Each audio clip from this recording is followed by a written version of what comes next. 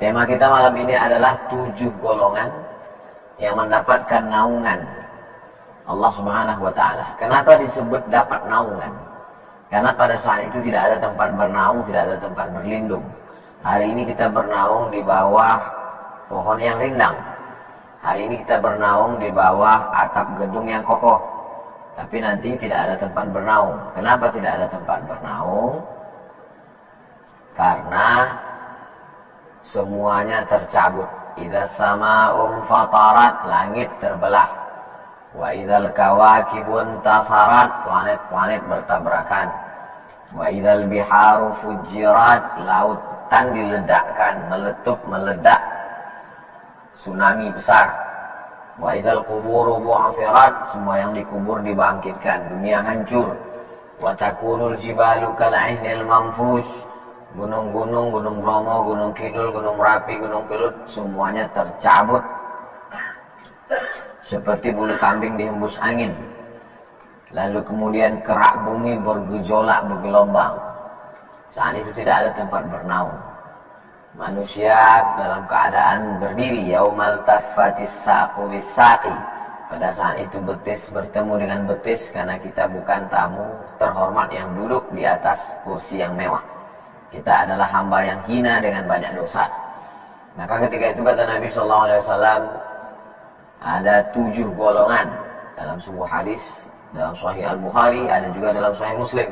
Sab'atun yudhilluhumullahu fi dhillihi yawma la dhilla illa dhilluh. Ada 7 golongan yang mendapatkan naungan Allah pada saat itu tak ada tempat berlindung, tak ada tempat bernaung kecuali naungan dan perlindungan Allah Subhanahu wa Ta'ala. Yang pertama, imamun adilun, pemimpin yang adil. Kenapa pemimpin yang adil?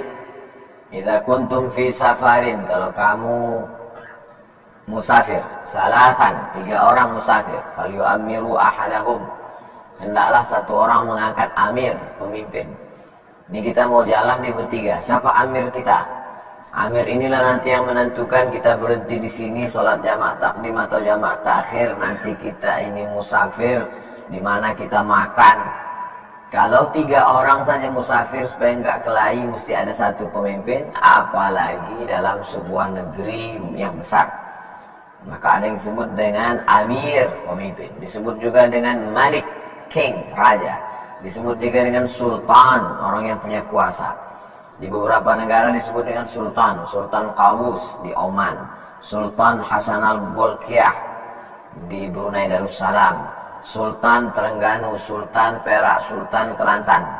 Tapi ada disebut dengan Malik, seperti di Saudi Arabia, Sahibul Jalalah Malik Abdul Aziz Al-Saud. Ini sekarang presiden, bupati, gubernur, wali kota, itu semua adalah pemimpin. Apa kata Imam Ahmad bin Hanbal? Seandainya engkau punya doa yang makbul, dan doamu itu cuma satu-satunya doa engkau yang makbul, maka mintalah pemimpin yang adil.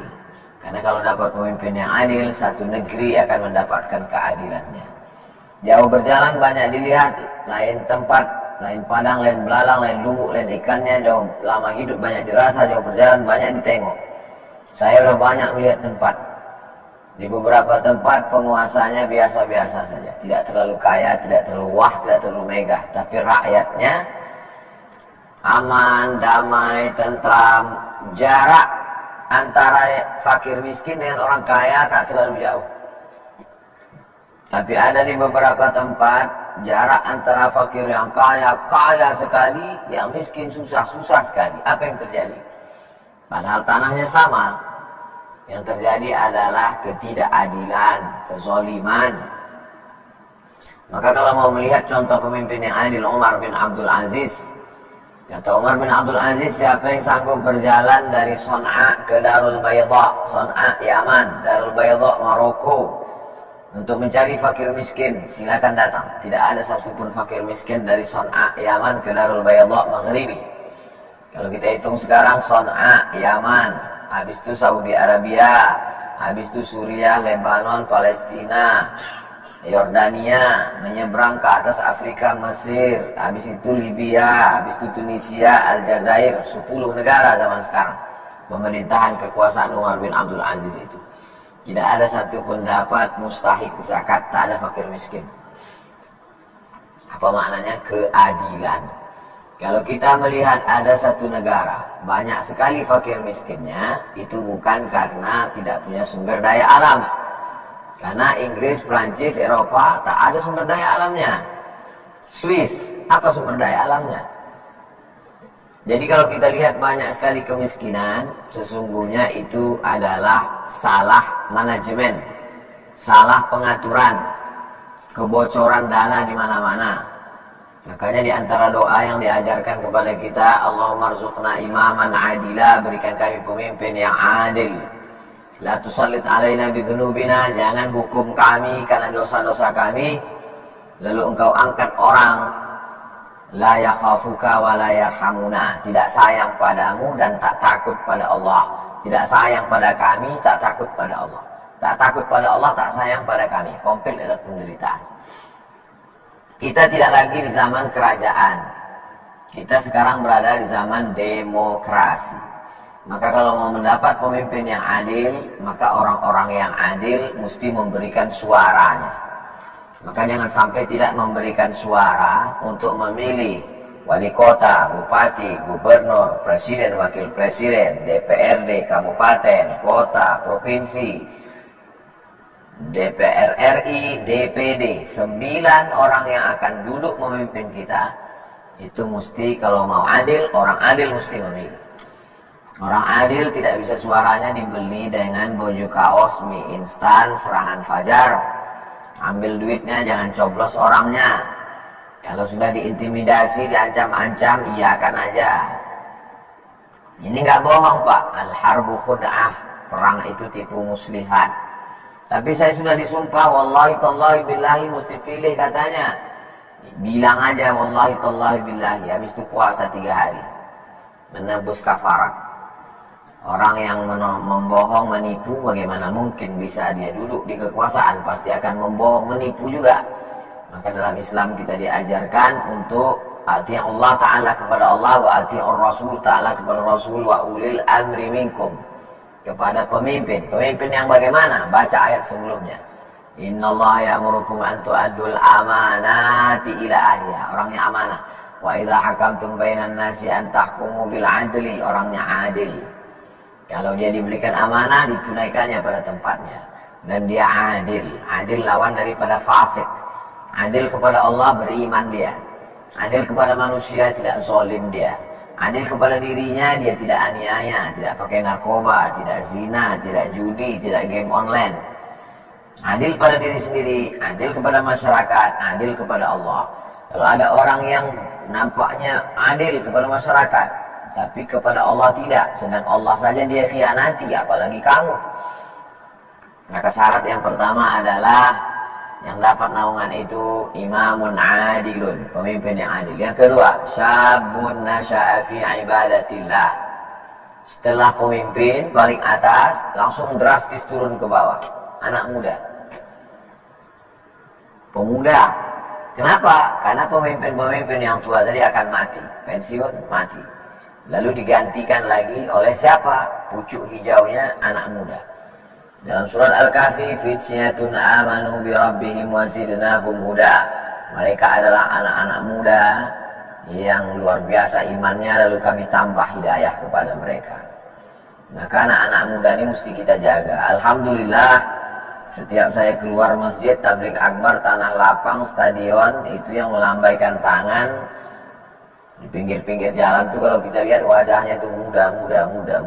Ada beberapa orang tua, tapi semangatnya tetap muda. Anak muda ini bukan selamanya fisik. Boleh jadi casingnya tua, tapi mentalnya muda. Karena masalah umur ini adalah masalah rasa, bukan masalah usia. Berapa banyak orang yang usia muda, tapi rasanya macam udah tua-tua. Mau mati aja bawaannya. Tapi berapa banyak pula orang yang sudah tua, tapi semangatnya luar biasa. Maka disebut dengan sumpah pemuda. Walaupun yang bersumpah itu banyak juga orang tua. Syabun, anak muda, nasya'a fi ibadatillah, yang tumbuh dalam ibadah kepada Allah. Kalau ada anak muda yang sibuk dengan pacarnya, anak muda sibuk dengan motornya, anak muda sibuk dengan narkobanya, Anak muda sibuk dengan gengnya, tapi ada anak muda yang sibuk dengan ibadahnya. Malam buat i'tikaf, bareng-bareng dengan kawan-kawan. Walaupun pakai motor, tetap anak mudanya suka motor. Saya aja udah tua suka motor, apalagi anak muda. Tapi bukan berarti dengan motor kita nggak sholat. Dengan motor itu kita ajak kawan-kawan sholat. Born to ride, ride to jannah. Lahir untuk mengendara menuju surga. Biker subuhan. Nah, ini yang selalu mengawal subuh Rabu. Membawa Ustaz Abdul Somad ke tempat-tempat tabligh akbar. Menghidupkan kajian. Ada lagi nama programnya Ngopi. Ngobrol Perkara Iman. Ustaz Damanhur di Lok Semawi Aceh. Anak-anak muda yang belum ramah ke masjid, di kafe dulu ngobrol. Alhamdulillah yang punya kafe kasih izin bicara santai, ada lagu-lagu religinya, tapi muatannya adalah perkara iman, bagaimana nanti kita, bagaimana masa depan. Kalau sebagai orang tua dulu tidak baik, maka cara taubatnya anak-anak kita kondisikan pada yang baik. Masukkan ke pondok pesantren, SMP, SMA, Islamic Boarding School, full day. Setelah itu kuliah, kasih tunjuk, ajar, kata orang Melayu. Ditunjuk, diajar dia tentang kebenaran, tentang akidah, tentang prinsip hidup, tentang akhlakul karimah, tentang ibadah. Bagaimana kita mengkondisikan anak-anak kita, anak-anak muda kita, syabun anak muda, nasya'a fi ibadatillah, yang tumbuh dalam ibadah kepada Allah Subhanahu wa ta'ala. Yang ketiga, rajulun qalbuhu mu'allaqun fil masajid. Orang yang hatinya tergantung di masjid.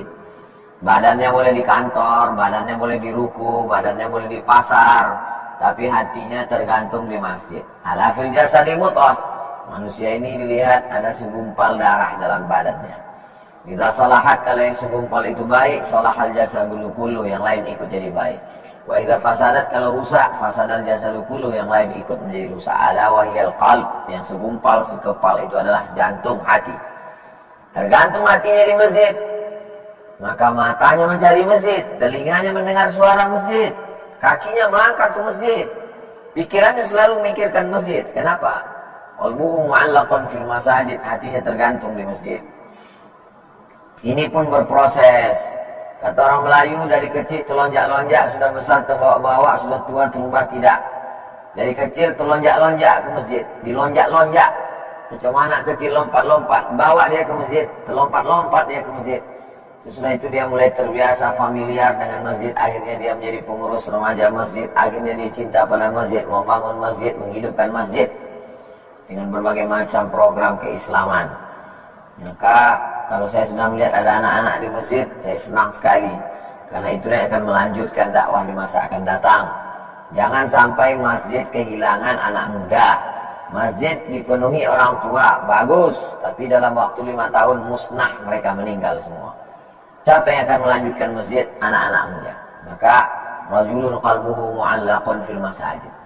Kalau rajulun qalbuhu mu'allaqun fil masajid ini jadi polisi, dia akan buat masjid di kantor Polsek, Polres, Polda, Polri.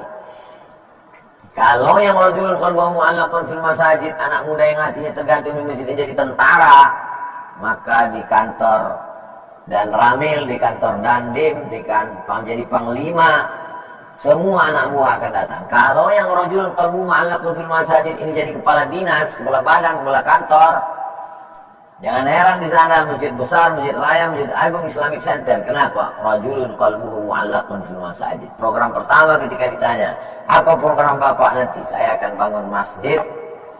Tapi tidak hanya sekedar masjid, mencetak orang sekitar masjid yang sabun nasya'a fi ibadatillah. Ada masjidnya, ada lapangan basketnya dekat masjid, ada skateboardnya, ada kafenya, makanan halal, kuliner.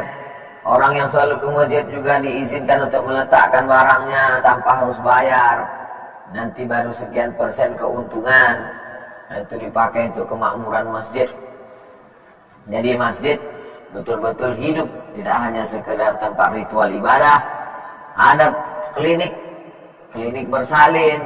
Ada orang istrinya hamil, selama ini tak pernah ingat Allah, tapi karena dekat masjid terdengar suara azan suaminya ke masjid. Ada konsultasi hukum dengan LBH, Lembaga Bantuan Hukum. Jadi masjid perlu tanah yang luas, di sampingnya ada counter-counter, itu semua adalah rajulun qalbuhu mu'allaqun fil masajid. Imamun adilun, sabun nasa'a fi ibadatillah, rajulun qalbuhu mu'allaqun fil masajid. Yang keempat, rajulani, dua orang. Tahabba fillah, berkasih sayang karena Allah. Ijtama'a alaihi, bertemu karena Allah. Wa tafarraqa alaihi, berpisah pun karena Allah. Tak ada hubungan dengan pacaran. Pacaran haram, campur laki-laki perempuan tak mahram. Ini cerita tentang orang yang berteman, bersahabat. Berteman karena harta, harta binasa, persahabatan pudar. Berteman karena kuasa, kekuasaan hilang, pensiun, copot, tangkap KPK, pertemanan bubar. Berteman karena usia, yang satu tua, yang satu muda, nggak nyambung. Berteman karena Allah Subhanahu wa Ta'ala, kekal abadi. Rajulani, dua orang. Tahabbani, ya tahabbani fillah. Mereka berkasih sayang karena Allah. Ijtama'a alaihi, bertemu karena Allah. Wa tafarraqa alaihi, berpisah pun. Kenapa kau berpisah sama dia? Mati dia, meninggal dunia karena Allah. Kenapa kau berpisah sama dia? Udah saya nasihati dia baik-baik Pak Ustadz, tapi dia tetap juga daripada rusak akidah saya, maka hubungan kami hanya sekedar say hello sekarang. Namun putus silaturahim tak boleh. La yadkhulul jannah, tak masuk surga qati'ur rahim, orang yang memutus tali silaturahim. Inilah pentingnya bahwa manusia ini tidak hanya sholihun li nafsihi, soleh untuk dirinya. Dia mesti berteman. Nabi Muhammad SAW, ada Umar bin Khattab, ada Abu Bakar Siddiq, ada Sa'ad bin Rabi', ada Hudzaifah ibn al-Yaman, ada Khalid ibn al-Walid, ada Amr ibn al-As. Bertemu, berkumpul, berkawan, bersahabat, bersama di dunia, bertetangga di surga. Til jannah, sampai ke surga. Inilah sosial. Nabi SAW tidak naik ke atas Jabal Nur, menunggu wahyu turun, lalu setelah itu soleh sendiri. Enggak. Dia turun ke bawah, bersosialisasi, berhadapan dengan Abu Jahal, Abu Lahab, Abu Sufyan. Berhadapan dengan manusia. Tidak hanya untuk diri keluarga, tapi semuanya. Inilah orang-orang yang berkasih sayang karena Allah Subhanahu wa Ta'ala. Yang kelima, rajulun da'athu mura'atun. Ada seseorang yang diajak seorang perempuan, zata mansibin, dia punya harta kaya raya, wa jamalin, kaya raya, kedudukannya tinggi. Lalu orang ini berkata, inni akhafullah, saya takut kepada Allah. Ini penting sekali. Susunan yang dibuat Nabi SAW itu luar biasa.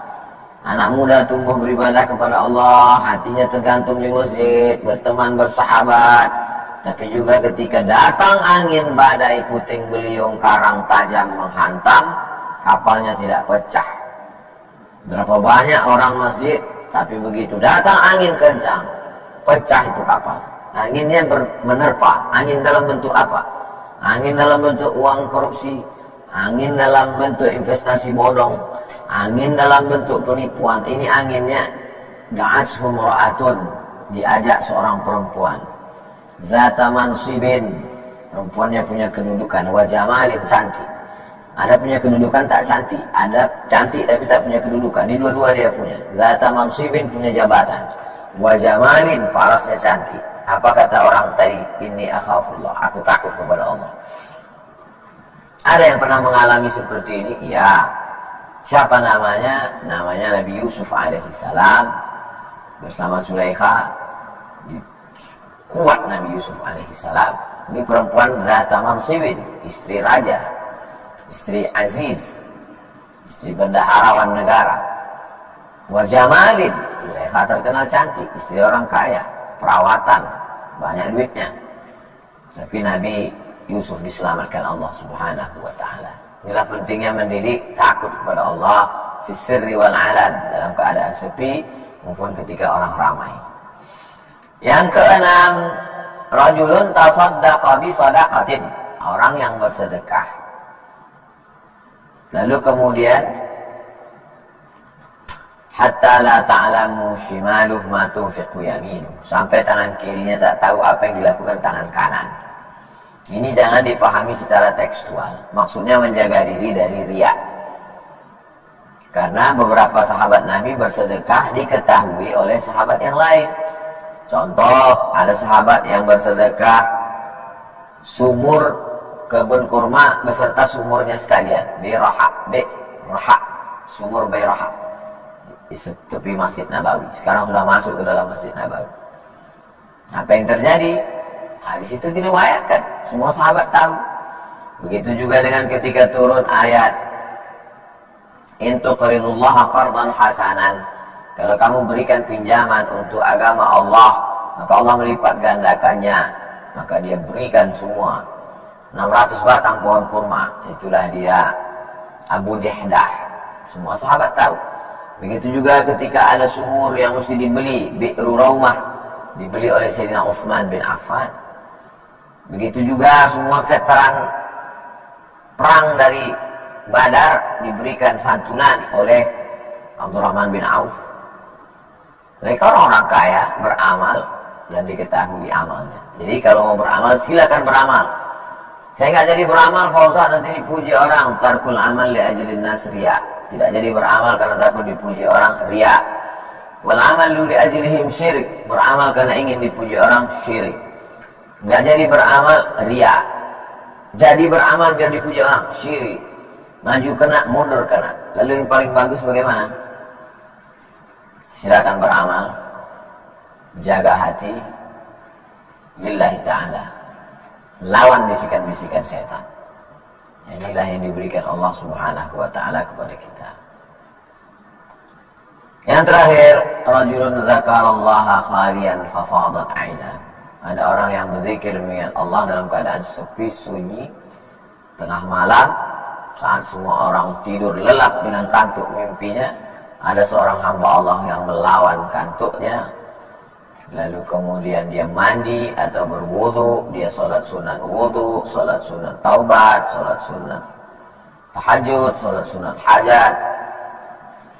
Setelah itu sholat sunat witir, habis itu dia berzikir, istighfar, habis itu dia berselawat, habis itu dia tahlil la ilaha illallah, berdoa kepada Allah menetes air matanya.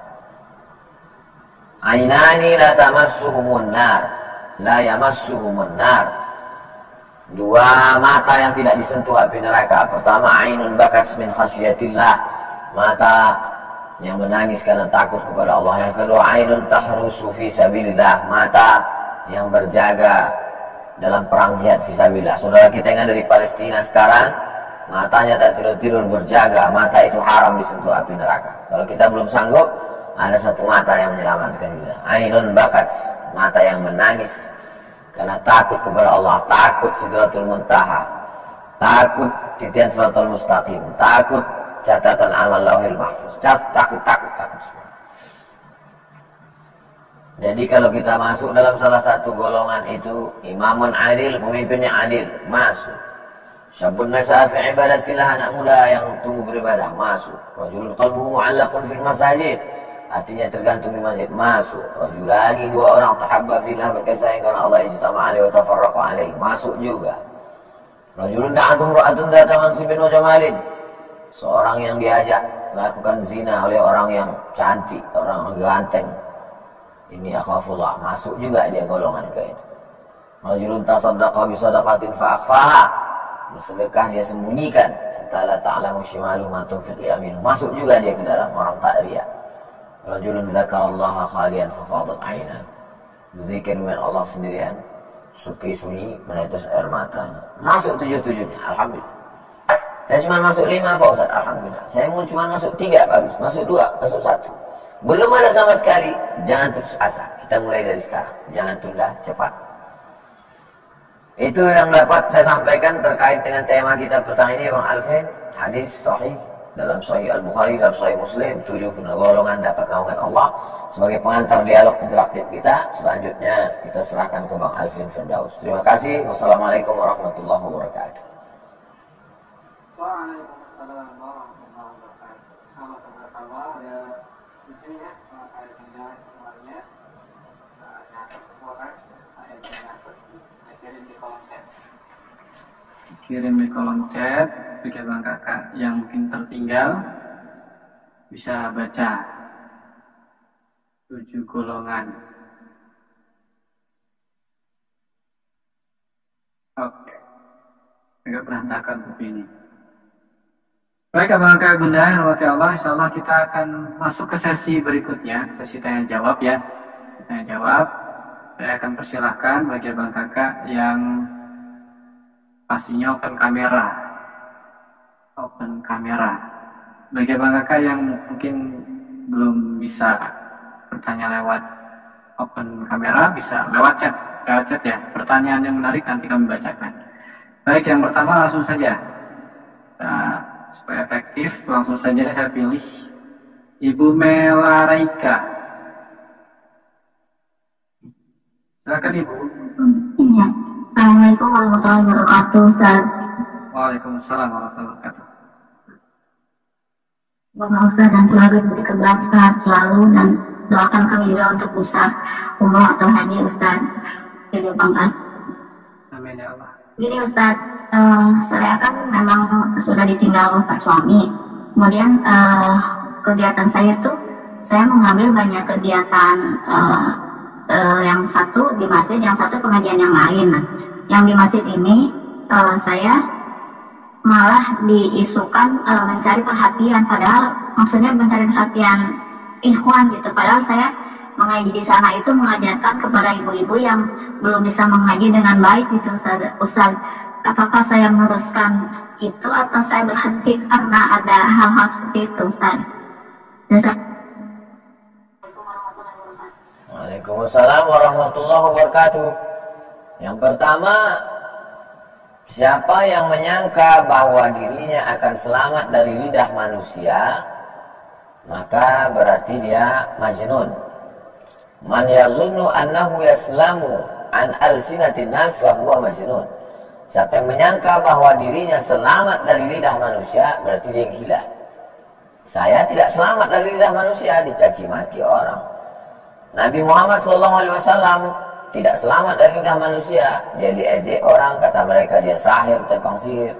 Kata mereka dia majnun, orang gila. Apakah Nabi berhenti? Kalau Nabi berhenti, kita tidak Islam hari ini. Nabi tidak berhenti. Lalu kemudian bahkan Allah pun lidah manusia ini tetap mengecam Allah. Wa qalatul yahudu Uzairun ibnullah. Mereka mengatakan Uzair anak Allah. Mereka katakan Allah punya anak. Wa qalatul yahudu yadullahi maghlulah. Orang Yahudi mengatakan tangan Allah terbelenggu. Allah saja mereka gitukan, Nabi aja mereka gitukan, ulama mereka begitukan.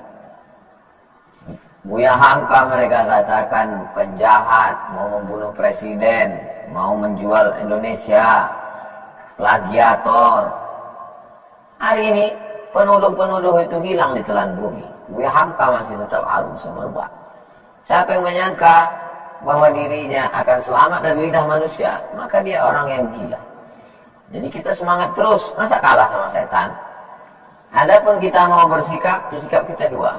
Mau ambil tindakan hukum, cari bukti, screenshot kalau dia ada sebar grup, kalau dia ada ngomong cari saksi, perkarakan, polisikan, pencemaran nama baik, berapa bulan kurungan, masukkan. Kalau mau maaf, maafkan. An-nafsu bin nafsi, nyawa balas nyawa. Al-ainu bil aini, mata balas mata. As-sinnu bis sinni, gigi balas gigi. Wal juruha qisas, kalau dilukai, balas juga lukai. Jaza'u sayyi'atin sayyi'atun misluha. Perbuatan buruk, balas dengan perbuatan buruk. Faman afa wa aslaha. Siapa yang mau memaafkan dan berdamai, fa ajruhu 'ala Allah. Maka balasannya adalah kepada Allah. Saya tidak pernah pusing memikirkan omongan orang. Kenapa? Karena yang ada di kepala saya, bagaimana supaya anak yatim, fakir, miskin bisa sekolah, bagaimana dakwah pedalaman bisa berlanjut, anak-anak pedalaman yang sekarang sedang kuliah tahun 1, berarti 3 tahun lagi tamat. Saya sampaikan ke Ustadz Alnop di Yayasan Tabung Wakaf Umat, Ustadz, dalam 3 tahun ini kita mesti buat 3. Pertama, pesantren mereka di pedalaman mesti siap. Yang kedua, mereka mesti punya rumah dinas. Kalau pulang tamat kuliah dia mau nikah, mana rumahnya? Yang ketiga, mereka mesti disiapkan gaji paling tidak 2,5 supaya dia bisa pulang mengajar. Jangan sampai dia tidak balik ke kampung di kota. Apa guna dakwah selama ini? Jadi kalau pikiran kita sibuk dengan itu, kita tak pedulikan omongan orang. Omongan orang itu sampah semua. Masa sampah kita biarkan masuk ke otak kita? Berarti otak kita tong sampah. Masa sampah kita biarkan masuk ke hati kita? Hanya sampahlah yang mengeluarkan sampah. Hanya tong sampahlah yang siap menampung sampah. Hati kita terlalu bersih untuk memikirkan cakap mereka. Ibu terus berbuat. Kalau ibu tak tahan, laporkan ke polisi. Demikian, wallahu a'lam bishawab. Waalaikumsalam warahmatullahi wabarakatuh. Baik, mudah-mudahan terjawab Ibu Mela. Baik, pertanyaan berikutnya Ustaz, ini dari kolom chat, bagus.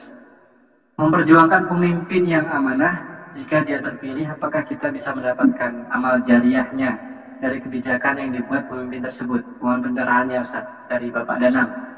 Kalau dia amanah, dia bangun masjid, dia buat sekolah fakir miskin, dia kirim ada anak berprestasi ke Mesir, ke Yaman, lalu pulang berdakwah, kita dapat amal jariahnya. Kalau ternyata setelah kita pilih rupanya dia penjahat, apakah kita dapat dosanya? Tidak. Kenapa? Karena kita tidak tahu yang gaib. Nahnu nahkumu bizawahir. Kita hanya menilai yang zahir-zahir. Wallahu yatawalla sarair. Yang rahasia-rahasia itu cuma Allah yang tahu. La yukallifullahu nafsan illa wus'aha. Allah tidak membebani lebih daripada kemampuan. Kemampuan kita cuma melihat orang baik, sopan, peduli pada agama, kita pilih jadi kades kita. Nanti janji mau bangun pondok, kita pilih, dia bangun pondok. Kalau saya terpilih jadi lurah, insya Allah tidak ada lagi yang jual khamar, judi, prostitusi, kita tutup. Ternyata dia laksanakan, kita dapat amal jariah.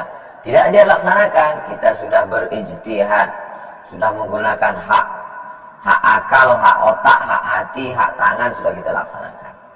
Demikian Alvin. Wallahu a'lam bishawab. Dari Ibu Zura Rai. Assalamualaikum Ustaz, izin bertanya. Jika kita mengawali hari kita sudah baik dengan sholat tahajud, mengaji, namun ternyata setelah tiba paginya di tempat kerja, kita dapat masalah, kita kena marah atasan. Apa yang salah Ustaz?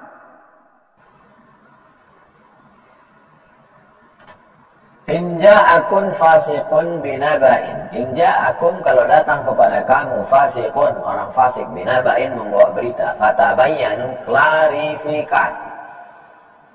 Saya Pak sudah datang on time tepat waktu. Semua tunjuk pedoman sudah saya laksanakan. Di mana letak salah saya? Tolong Bapak jelaskan di mana salah saya. Sebenarnya kamu nggak salah, kata bapak itu. Aku yang takut sama biniku, mau melawan dia aku nggak kuat, akhirnya kutumpahkan marahku ke kalian anak-anak buahku. Jadi sebetulnya anak buahnya nggak salah. Dia yang di kantor macam singa, di rumah macam kucing anggora. Jadi kalau dia sadar, kalau orang begitu kita diamkan, dia akan salah terus. Sebetulnya anak buah ini tidak salah, dia aja yang ketakutan di rumah, akhirnya melampiaskannya ke anak-anak buah. Kan kasihan sekali itu, terzolimi orang-orang tersalah. Apa Ustaz? Konteksnya itu sebenarnya bukan di aturan, tapi dia sudah melaksanakan ibadah. Malamnya dia udah ibadah, tahajud, ngaji. Paginya, kalau dia dapat hari yang buruk gitu Ustaz, itu ada apa gitu? Apa yang salah? Kalau antum berpikir bahwa tinggal di istana itu disayang Allah, tinggal di anyaman pohon korma itu dimurkai Allah, berarti yang disayang Allah itu Abu Lahab dong. Kan Abu Lahab yang tinggal di istana. Yang tinggal di anyaman korma kan Nabi Muhammad. Nabi Muhammad kan tahajud malam. Kalau kamu berpikir bahwa Yang disayang Allah itu kalau rezekinya melimpah. Tapi kalau rezekinya biasa aja berarti dimurkai Allah. Berarti yang disayang Allah itu Qarun. Berarti yang disayang Allah itu Qarun. Yang dibenci Allah itu Musa. Kan yang kaya raya Qarun. Kalau kita mau pikir bahwa yang disayang Allah itu yang kekuasaannya hebat. Kalau cuma pengembala kambing itu dimurkai Allah. Kalau begitu yang disayang Allah berarti Fir'aun. Karena dia yang berkuasa. Nabi Musa mengembala kambing 8 tahun. Jadi berhijrah itu tolong otaknya dibawa. Jangan hijrah cuma kaki celana, hijrah jenggot, hijrah jubah. Begitu datang pukulan, down. Yang namanya hijrah itu hijrah pikiran, hijrah hati. Bahwa saya sholat, saya puasa, saya zikir, saya nggak mabuk, saya nggak pacaran. Kalau datang yang menyenangkan, saya bersyukur. Kalau datang yang nggak mengenakan, saya bersabar. Kalau saya syukur, dapat balasan la in syakartum la azidannakum. Kalau saya bersabar, dapat balasan bighairi hisab, unlimited, nggak bisa dihitung balasannya. Jadi kalau mau pikir, saya ini udah hijrah, kok begini ya? Kalau gitu mabuk lagi ah. Kesalahannya di mana? Kalla, bukan begitu cara memahaminya. Fa'ammal insanu idza mabtalahu rabbuhu faqadara 'alaihi rizqahu fayaqulu rabbi ahanan. Ada manusia ini yang disempitkan rezekinya lalu dia berkata, Tuhan sedang menghinakan aku. Kalla, bukan begitu cara kamu. Lalu kemudian ketika dia melapang rezeki dia katakan fayaqulu rabbi akraman. Allah sedang memuliakan aku. Orang kaya sama orang miskin sama-sama diuji. Kalau kaya dapat nikmat, kalau miskin dapat cobaan. Enggak. Kaya itu juga ujian, miskin juga ujian. Ujian orang kaya supaya bersedekah, ujian orang miskin supaya bersabar. Kalau ganteng, rahmat. Kalau enggak ganteng, ujian. Ganteng itulah ujian. Yang banyak lakukan maksiat kan orang ganteng. Jadi banyak orang salah paham. Makanya kalau ngaji itu yang membetulkan, meluruskan mindset, pikiran. Sholat penting, puasa penting, tapi tafakkur penting. Cobalah lihat perjalanan hidup nabi-nabi itu. Emang ada nabi itu yang enak-enak aja hidupnya? Mana ada? Penuh dengan ujian, penuh dengan cobaan. Maka ketika kita sudah hijrah, kita sudah sholat, kita sudah puasa, artinya kita siap menerima apapun yang datang. Datang rezeki, alhamdulillah. Datang sempit, innalillah. Kita nggak stres, kita nggak depresi. Karena kita yakin bahwa itu semua adalah ujian dari Allah Subhanahu wa Ta'ala. Demikian ma'afir. Allahu a'lam. Baik, Assalamualaikum. Terima kasih atas jawabannya Ustaz. Kita langsung masuk ke pertanyaan berikutnya. Ini cukup banyak Ustaz. Dari Ibu Rahma, Bandung. Ustaz, kalau suka bersedekah tapi sholatnya sering ditinggalkan dan ibadah lainnya kurang, apakah bisa termasuk dalam 7 golongan tersebut? Ada namanya pokok. Ada yang pokok, modal. Ada namanya cabang. Pokok. Subuh, zuhur, asar, maghrib, isya itu pokok itu. Kalau ibarat masak itu cuma cabai, bawang, tomat. Kalau ibarat makanan nasi sama telur ayam sama kecap, itu pokoknya. Tapi ada sunatnya. Qabliyah, ba'diyah, duha, tahajud, witir. Itu di mana dikaji? Di fikih. Makanya kalau ngaji itu 3. Ngaji yang wajib itu 3. Yang pertama akidah. Yang kedua fikih, yang ketiga akhlak. Tolong nanti Bang Alvin, kajian kita ini disejajarkan. Siap, Ustaz. Diseragamkan antara 3 nih. Akidah, fikih, akhlak. Akidah, fikih, akhlak. Orang kalau cuma ngaji akhlak aja nggak paham fikih dia. Nggak tahu dia mana rukun, mana syarat, mana wajib, mana sunat, mana batal, mana makruh. Tak tahu dia. Kalau hanya sibuk masalah fikih aja, lu tak berakhlak dia. Main-main hukum kerjanya nanti. Maka mesti ada akidah, fikih, akhlak. Jadi tentang masalah ibadah ini ada pokoknya. Kalau sudah dilaksanakan pokoknya, Baru yang lain itu tambahan-tambahan. Puasa Ramadan itu pokok. Puasa qadha mengganti waktu mengandung menyusukan itu pokok. Puasa mengganti yang hilang, habis itu baru sunat-sunat. Kalau sedekah yang wajib itu zakat, nazar, yang lain-lain itu sunat. Nah, itu.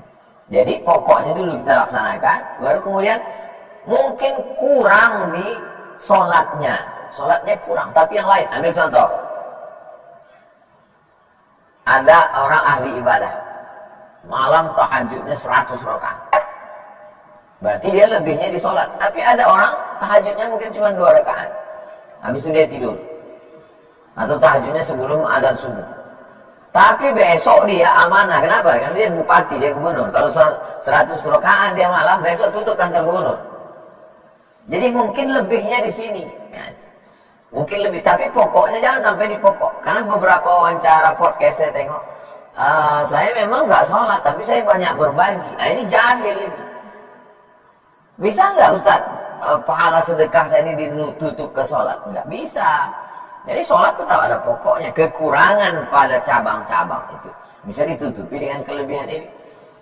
Bisnis sana situ sini sampai ini jam 2 malam, habis itu sholat 2 rakaat, habis itu dia tidur. Yang satu lagi sholat malamnya sampai 100 rakaat. Dia ini bisnismen. Kalau dia sampai 100 rakaat malam, besok tutup perusahaan dia, nggak sempat dia berpikir. Mungkin ini kurang di sholatnya, tapi sholat sunatnya bukan kurang sholat wajibnya. Nah, itu bisa dipahami insyaallah. Demikian Bang Alvin. Baik, salah. Jadi prioritaskan yang wajib dulu, baru turunan-turunannya, sunnah, mubah, dan yang lain. Baik, lanjut ke pertanyaan berikutnya Ustaz dari Bapak Wahyu. Bagaimana hukumnya ketika kita bertemu orang yang bermaksiat, tapi kita tidak berani menegurnya karena takut dipukul atau dibunuh? Man ra'a minkum mungkaran, siapa yang diantara kamu melihat kemungkaran, pertama falyughayyirhu biyadihi, dengan tangan. Presiden, menteri, bupati, gubernur, kapolri, kapolda, kapolres, kapolsek, panglima, dandim, dan ramil, dan rem. Nah, ini sanggup nih dengan kekuatan. Fa'ilam yastati, kalau tidak sanggup, fabilisani, dengan lisan. Ustaz, guru, ulama, kasih tahu, ini haram, ini nggak boleh.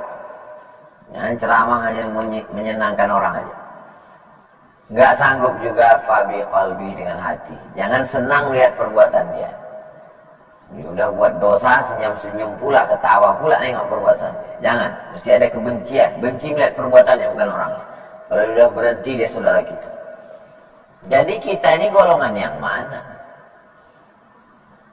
Punya seragam, punya pistol, itu pun dengan tangan. Nggak punya seragam, nggak punya pistol, tapi suara menggelegar dengan lisan. Nggak punya sama sekali, dengan hati. Wadzalika at'iful iman, itulah selemah-lemah iman. Ya, jadi coba renung sejenak, saya ini VIP atau ekonomi. Jangan pas giliran ibadah ekonomi. Tapi kalau sudah masalah dunia VIP, berarti nggak seimbang. Tidak berdiri sama tegak, tidak sejajar. Demikian Bang Alvin. Wallahu a'lam. Baik, Masya Allah. Masih ada kurang lebih 2 ya, 2 sampai 3 masih bisa. Masih ada kurang lebih 15 menit lagi. Saya persilakan yang open kamera, yang ingin bertanya langsung, boleh angkat tangan, raise hand.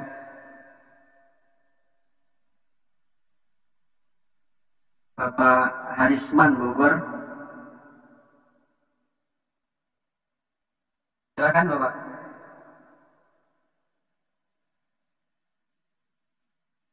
Open mic-nya, sampaikan pertanyaannya. Assalamualaikum warahmatullahi wabarakatuh. Waalaikumsalam. Pertama saya minta doanya Ustadz buat keluarga saya yang sedang sakit, mudah-mudahan diangkat penyakitnya dan disehatkan kembali.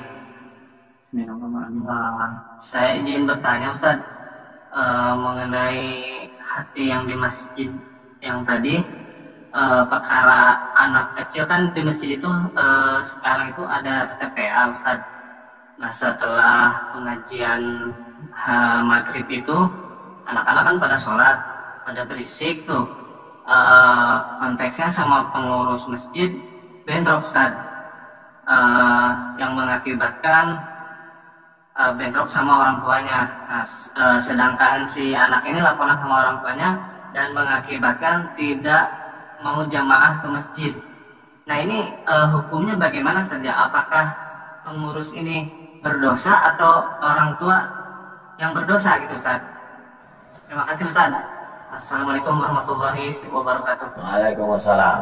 Pengurus masjid sama orang tua duduk. Wa amruhum syura bainahum. Orang beriman memutuskan perkaranya dengan musyawarah. Duduk. Buat undangan kepada bapak-bapak, ibu-ibu, pengurus masjid, kita duduk bersama.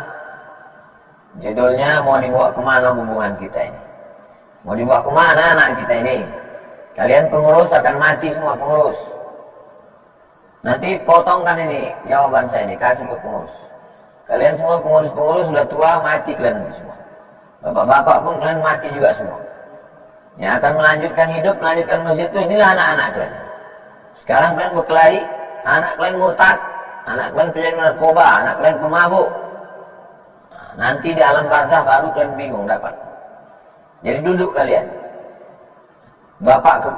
Ayah tanya, kenapa kalian tak setuju anak kami ini ke masjid, Pak pengurus? Masjid ini kan punya Allah, bukan punya bapak kalian. Kata pengurus masjid, tak tahan telinga kami mendengar anak ini ribut. Apa solusinya? Kalau gitu solusinya diangkat satu petugas pakai baju seragam, memegang rotan, macam di Masjid An-Nur Pekanbaru. Anak-anak dibuat satu sop lurus. Petugas pakai jubah hijau, pakai rotan. Saya dengan biji mata kepala saya sendiri menengok. Saya tanya petugas, mau kau pukul anak-anak ini? Enggak, Ustaz. Nakut-nakuti orangnya aja. Pasang CCTV di masjid. Rekam. Nanti kalau ada yang kena hukum SP1, SP2, ini anak kau ini memang macam setan anak kau. Mungkin kau kasih makan korupsi ini. Mungkin emaknya kuntilanak ini. Bapaknya genderuwo. Ada pun melarang. Saya pun kalau anak-anak ini menjerit-jerit, jingkrak-jingkrak, mengamuk juga saya. Bawa bapak kau kemari. Bawa ayah kau ke sini. Nah, jadi dudukkan bersama. Cari solusi jalan tengahnya.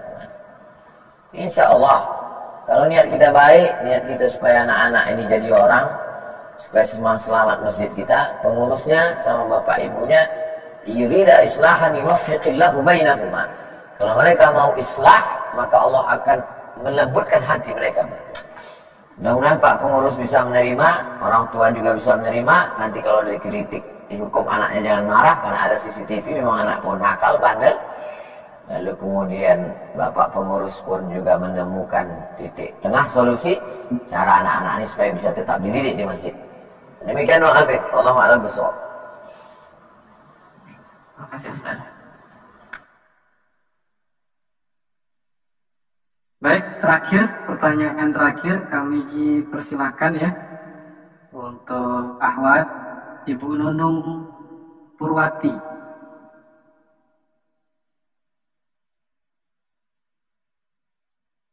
Silakan Ibu. Assalamualaikum warahmatullahi wabarakatuh, Ustaz. Ustaz, saya ingin bertanya. Saya kan punya teman, dia belum istiqomah dalam menutup aurat dan susah diajak sholat. Tetapi ketika saya bilang mau pergi sholat dulu di masjid, dia selalu nungguin, antarin dan nungguin saya sampai selesai sholat. Tetapi setiap saya mau ajak dia sholat, ayolah sholat, nggak apa-apa. Tapi dia bilang tuh, malu, aku masih kayak gini-gini aja katanya. Nggak apa-apa, ayo nanti aja. Jawabannya selalu kayak gitu. Apakah teman yang kayak gini harus selalu dirangkul atau kita pergi menjauh agar akidah kita tidak rusak? Itu saja, Ustaz. Terima kasih. Yaumal qiyamah sholatuh. Yang pertama kali nanti dihisab pada hari kiamat adalah sholatnya. Idza salahat salahal amalu kullu. Kalau salatmu baik, maka yang lain jadi baik. Wa idza fasadat fasadal jasadu kullu. Kalau salatmu rusak, amalmu yang lain ikut jadi rusak. As-salatu imaduddin, salat itu tiang agama. Kalau tiangnya tumbang, maka agamanya tumbang. Nabi menjemput salat dalam peristiwa Isra dan Mi'raj. Maka salat, wahai saudari, wahai saudara, salat. Potongkan video ini, kasih ke dia supaya dia salat. Dia secara umum sudah baik, tidak ngejek orang salat, ngantar orang salat. Tak tahu kita entah apa sebabnya, entah apa masalah batin dia, kenapa dia tak salat. Itu yang pertama. Kalau sanggup ngomong sama dia, tak sanggup ngomong sama dia, potongkan video ini, kasih ke dia. Doakan. Doa silahul mu'min, doa senjatanya orang beriman. Kalau dia ada pertanyaan, kasih, tuliskan, kirim ke Bang Alvin. Nanti kita jawab Rabu depan, Selasa malam Rabu depan. Adapun menjauhi dia, Nabi tidak menjauhi Abu Thalib. Sampai malaikat maut datang, dia tetap mengajak. Tetaplah mengajak. Sampai kapan kita ngajak orang ini? Sampai mati. La ilaha illallah.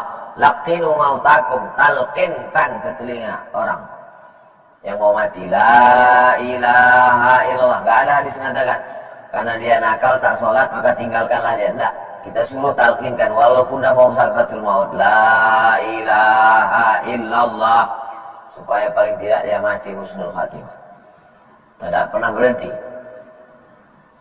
Ayyadiyallahu bika rajulan wahidan. Satu orang dapat hidayah karena mulutmu, karena lisanmu, karena doamu, karena zikirmu, karena perbuatanmu. Khairun, lebih baik min humurin na'am, daripada seekor unta yang merah, kendaraan termahal.